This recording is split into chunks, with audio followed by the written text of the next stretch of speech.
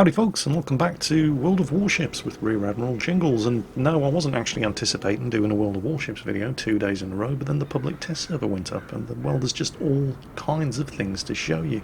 There's a new Tier 8 cruiser-only operation featuring night battles, there's all kinds of new features, there are new ships. Let's take a look at the new ships first. And here they are.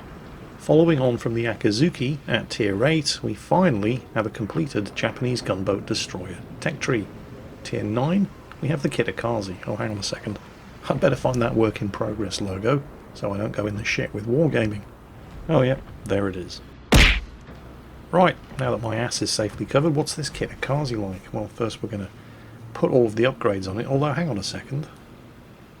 Choice of 3 different sets of torpedoes. You've got the Type 93 Mod 2s, which are fairly standard. Then you've got the Type 93 Mod 3s, which have a bit more damage, shorter reload, a little bit more range, 12 kilometers, but still do 67 knots. And then you've got these Type F3s, which only have an 8 kilometer range, but do 76 knots. 8 kilometer range torpedoes on a boat that has a 7.6 kilometer surface detection range. But that's just the base surface detection range. We can do things about that. Slap on a captain with a concealment expert skill, equip the concealment module, and we're down to 6.1 kilometers. And that's fairly nice. Suddenly having torpedoes at Tier 9 that only have an 8 kilometer range isn't actually that bad. There is one other thing you need to know about the torpedoes on the Kitakaze, however. It's only got one launcher. Yeah. It does fire 6 torpedoes, but it's just one launcher. However, to compensate for that, let's have a look at those consumables. There aren't actually any choices when it comes to consumables for the Kitakaze, it's one option per slot.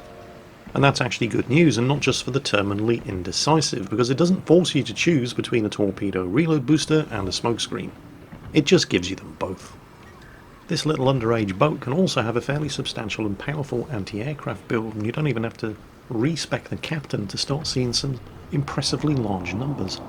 Simply equip the relevant November Echo flag, slap on AA Mod 2 and 3, and you have an AA rating of 73. Now just to put that into perspective for you, that's not that much worse than a Tier 8 American Baltimore heavy cruiser with AA Mod 2 and the November Echo flag as well. Of course, Kitakaze doesn't get the defensive fire anti-aircraft consumable because that would just be downright unfair to aircraft carriers, but still, it's pretty nice. Oh, one other thing I forgot. In a shameful display, I forgot to put some clothes on our poor little naked underage boat. If you were to apply a camo scheme to the Kitakaze, that's 6.1 kilometer surface detection range. Yeah, that drops down to 5.9. Moving up to Tier 10, we have the Harugamo, which is essentially a bigger, badder version of the Kitakaze in exactly the same way that the Kitakaze is a bigger, badder version of the Akazuki at Tier 8. Once you've given the Harugamo a decent coat of paint and equipped her with the relevant captain and modules, she has a surface detection range of 6.2 kilometers, and more or less exactly the same torpedo choices, and again, only one torpedo launcher, but again, smoke and the torpedo reload booster. The big difference between the Kitakaze and the Harugamo is with those 100mm guns that these ships are equipped with. Like the Akazuki at Tier 8, the Kitakaze at Tier 9 has 4 turrets, each with 2 100mm guns. The Harugamo, on the other hand, has 1, 2, 3, 4, yes, 5 turrets, 2 extra 100mm guns, for 10 guns in total. The only real drawback to these two ships, and it's a feature that was common to the Akazuki at Tier 8 as well, is the speed, which is downright terrible in the case of the Kitakaze. It only has a top speed of 33 knots. Yeah, that's terrible. The Harugamo is slightly better with a top speed of 35.7, but that's still not very good at all. Not for a destroyer, and certainly not for a Tier 10 destroyer. Considering the slow speed of these ships, and the amount of radar that gets thrown around in Tier 8, 9 and 10 games these days, I would not be at all surprised to see most Kitakaze and Harugamo players electing for the relatively safe and straightforward 12 kilometer range Type 93 torpedoes rather than the far more exciting and interesting F3 torpedoes with the 8 kilometer range. Imagine the horror in a Kitakaze in particular if you've just managed to creep to within torpedo range and you suddenly find yourself lit up by a radar cruiser 8 kilometers away, knowing that you have to somehow manage to traverse anything up to 2 kilometers or more of ocean at 33 knots in order to get out of radar detection. Of course, the other problem with these, well, let's face it, they're basically upgraded Akazukis, was their 100mm guns, which was their greatest strength, the monstrous rate of fire and fast turret traverse. But the fact that they're only 100mm guns means that their high explosive shells, for example, can't even penetrate the 19mm armour plating of other Tier 8, 9 or 10 destroyers, and are completely incapable of damaging a Tier 8, 9 or 10 battleship anyway. It's always been the case that to be effective in the Akazuki, while I love her to bits, I have to admit that if you don't have a 10-point captain in that ship, you're pretty much wasting your time, because you need the inertia fuse high explosive shell skill, and if you only have a 10-point captain, and you've taken the IFHE skill, that means you can't have concealment expert, and you're kinda slow.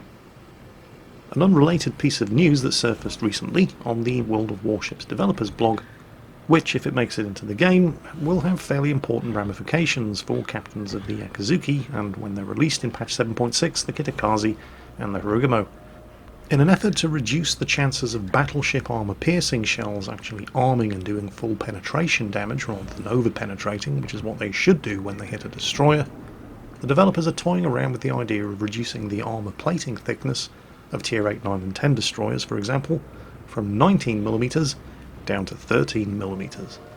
If this change goes through, it will mean that any ship, like these, armed with 100 or 105mm guns, will no longer require to spec into the IFHE skill in order to be able to damage other Tier 8, 9 or 10 destroyers with their high explosive shells. However, you will still require the IFHE skill to be able to damage a Tier 8, 9 or 10 cruiser anywhere other than the superstructure, or to be able to damage a Tier 8, 9 or 10 battleship at all, other than setting fire to them with your high explosive. But enough about the new Japanese destroyers. Let's take a look at the arsenal. The arsenal is a sort of in-game shop, except unlike the link to the in-game shop, which already exists in World of Warships, that basically takes you to the premium shop where you can hand over cold hard cash for things like gold and premium time, the currencies used in the arsenal are coal and steel, both of which are earned in-game through various activities like completing combat missions, reaching high ranks in ranked battles, and doing well in clan battles. The basic idea behind the arsenal is that you're going to be able to exchange this coal and steel for things like signal flags, camo patterns, ships, containers, and special upgrades, which up until now have only been available if you got lucky in a super container. Also, once you've unlocked your Tier 10 ships, you're not going to be forced to sit in front of the PC grinding World of Warships for days or possibly weeks to earn the 20 million or so credits it requires to actually buy them. As well as purchasing them with credits the old-fashioned way, all of these ships will also be available in the arsenal for either steel or coal. All of which finally brings us to some actual test server gameplay featuring a brand new Tier 8 Allied cruiser-only Operation Cherry Blossom, featuring for the first time in World of Warships, night battles. As you can see, the battle begins at night. A couple of Liberty ships have just disembarked the 3rd Marine Division ashore, where they're busy digging into their beachhead. At the moment they're vulnerable, and your cruiser force is responsible for their protection. Now, the fact that the battle's played at night is going to affect visibility. Aha! Those are star shells, illumination rounds. At the moment they've lit up the transport ships, which means that somebody is about to attack them. They are now perfectly illuminated and visible to every enemy ship for miles. It would probably be a good idea if we were to do something about that. Luckily, we're all in cruisers. Tier 8 cruisers. 7 of us. And those are all destroyers. At a range of less than 10 kilometers. Yes, cover your eyes, kids. Cruelty to underage boats. Don't worry, this is the easy part. It shouldn't take long for 7 Tier 8 cruisers to finish off half a dozen destroyers, and it really does not take long. Well, it depends how good a shot you are. And despite this being the easy part, I have still seen people managing to get torpedoed by these destroyers even at this early stage in the op. With the destroyer attack taken care of, the transport ships at least are able to exit the area, although the Marines ashore are still vulnerable. They're still digging into their beachhead, and the destroyers are only the first phase of the Japanese attack. They were going for the transports.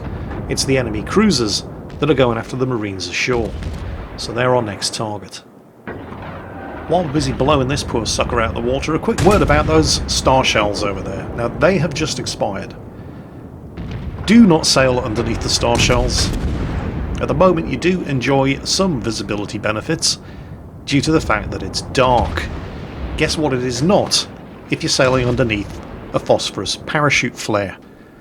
It's not dark, yeah. You can be seen for miles, and you will be prioritised as a target by the enemy ships. So don't sail into the big blobs of light. Big blobs of light are bad, okay? Okay. Now, your objective in this mission is not just to protect the Marine beachhead ashore. You also have to ensure the long-term survival of the Marine beachhead by taking out 2 Japanese airfields located on neighbouring islands. But in order to get to them, you're going to have to battle through a couple of divisions of cruisers. And destroyers. More destroyers. And all of the aircraft that are launched from those 2 airfields. And they do really like lighting up the sea with those star shells. Speaking of star shells, I recently finished reading the book Ship of Ghosts by Jim Hornfisher, which deals with the story of the USS Houston, which was caught deep behind enemy lines at the outbreak of World War II. And while in company with the Australian ship HMAS Perth, also available in World of Warships, had the great misfortune to run into an entire Japanese invasion fleet when trying to escape through the Java Sea to Australia. Outnumbered at least 15 to 1. Surrounded on all sides by enemy destroyers, light cruisers, heavy cruisers and invasion ships, the Houston very quickly ran out of ammunition. She'd been heavily engaged in battle the previous few days and was already running low on 8-inch armour-piercing and high-explosive ammunition. It didn't take long for it to run completely dry, and the only thing she had left were her 8-inch star shells. Now, the thing you have to understand about star shell ammunition is that it's basically the same as your regular artillery ammunition, and instead of a high explosive filler, it's packed full of white phosphorus. White phosphorus is incredibly nasty stuff. And it turns out that if you're pumping 8-inch star shells into Japanese destroyers at ranges of less than 1 kilometre, you really don't want to be on board that Japanese destroyer. The crew of the Houston reported afterwards that even over the noise of battle they could hear the screams of the Japanese on board those burning ships. So far so good, we've only actually lost 1 cruiser. Most of this initial attack of enemy cruisers has been dealt with, but there are some fresh destroyers coming in, which is going to mean even more torpedoes. At the moment we're still fighting to achieve one of our first objectives: defend those Marine regiments. You can see them there on the shore, but you can also look up at the top of the screen and see their health bars. But despite losing one of our cruisers, we do seem to have this under control. Just mopping up the destroyers, and that's the last enemy cruiser over there. Well, it's the last one for now. There will be a fresh attack underway at daybreak. So, we've maintained the position of both Marine regiments. The next objective is to meet the Allied aircraft carriers. There are 2 Allied aircraft carriers about to enter the combat zone, the USS Bunker Hill and the USS Saratoga. And for the purposes of this operation, the Bunker Hill is also going to act as a mobile repair base, so if you've taken any damage, and I did actually manage to eat a torpedo earlier, you will be able to repair it. Just that 1 destroyer left, I think. Yep, got him. And it's gone awfully quiet. Yep, that's it. So, next step. Let's rendezvous with those carriers. Morning men, starboard 10, round the buoy and back again. Yep, daybreak is here. You can see the repair circle ahead around the carrier, the USS Bunker Hill. And here come the air attacks. Remember, there are 2 enemy airfields in this operation, and they are in fact your primary objective. Destroying those 2 airfields before the mission timer expires is your ultimate objective, but that's a lot easier said than done. There are some very, very angry Japanese boats and aircraft between you and them. And that would be them. Also, the command ship, the Attico, also requires sinking for a bonus objective. I'm just trying to catch up with the bunker hill so I can actually fix some of the damage caused by that torpedo impact earlier. Right, got the old girl patched up. Time to start inflicting some pain and grief on the Imperial Japanese Navy. You can see the airfield in the distance over there, or one of them. Now the temptation here, of course, is, oh look, there's one of the final objectives, and to just steam straight ahead to within gun range of the airfields and start bombarding the airfields. A couple of reasons as to why that's a very bad idea at this stage of the battle, while there are still so many Japanese cruisers and destroyers up. In order to get close enough to those airfields to start effectively shelling them, you're going to be getting dangerously close to all of these cruisers and destroyers. Those airfields have 90,000 health. You're going to be shooting them for quite some time, and all the time you're shooting at them, you're not shooting at the cruisers and destroyers who are shooting at you. Now you may be able to angle your ship against those cruisers and destroyers, but that means you're not going to be able to avoid the torpedo and dive bomber attacks that are getting launched at you by the airfields that are very upset because you're shelling them. And if you manoeuvre the ship to avoid the torpedoes dropped by the torpedo bombers, you're probably going to be exposing the broadside of your ship to a whole bunch of Japanese heavy cruisers. Don't be that guy. Kill the boats, then go for the airfields. And if you needed any further encouragement to do it properly, shooting at the boats makes the number in the top right corner of the screen go bigger, and that makes your EPEAN get bigger. Damage inflicted to the airfields isn't actually counted in your damage total.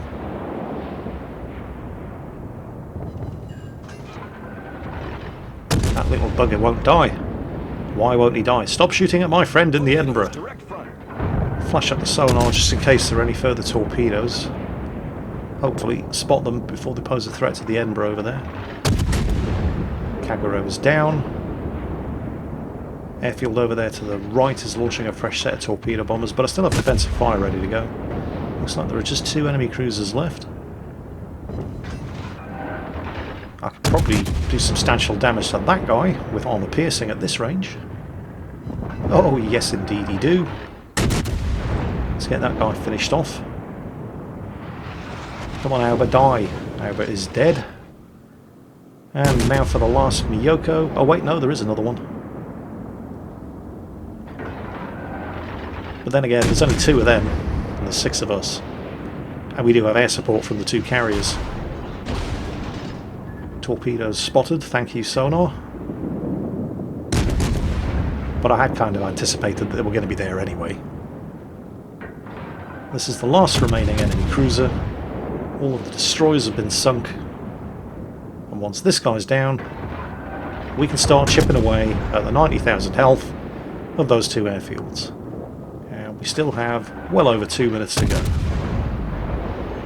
And that, pretty much, is Operation Cherry Blossom. Brand new Tier 8, Allied cruiser only, night operation. Well, at least the first half of it, as at night.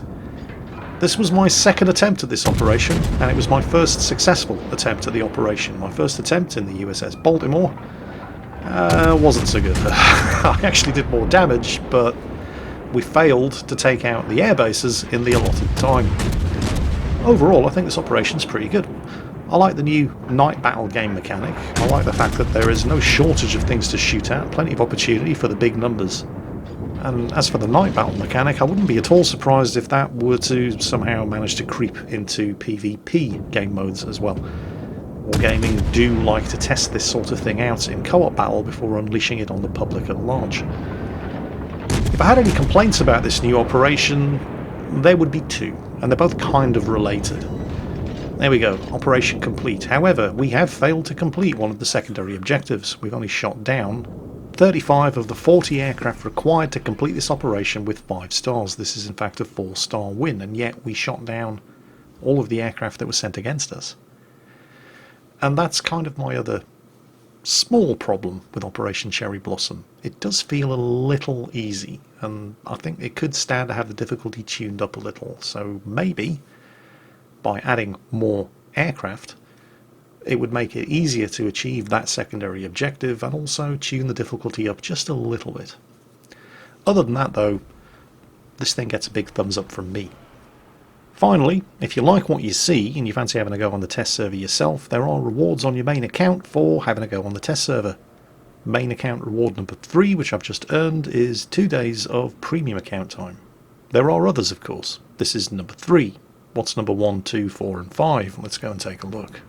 Reward number 1 to your main account. Play a battle, random or co-op, and you will earn all of those, so that's quite nice. Reward number 2, play 3 battles, random or co-op, and you will earn some Type 6 camo.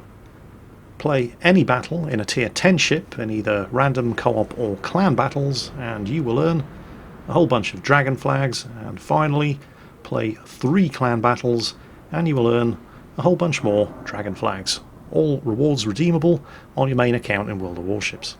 And that is pretty much it for the World of Warships patch 0.7.6 public test server. I hope you've enjoyed it. I hope you've got something to look forward to. And as always, take care, and I'll catch you next time.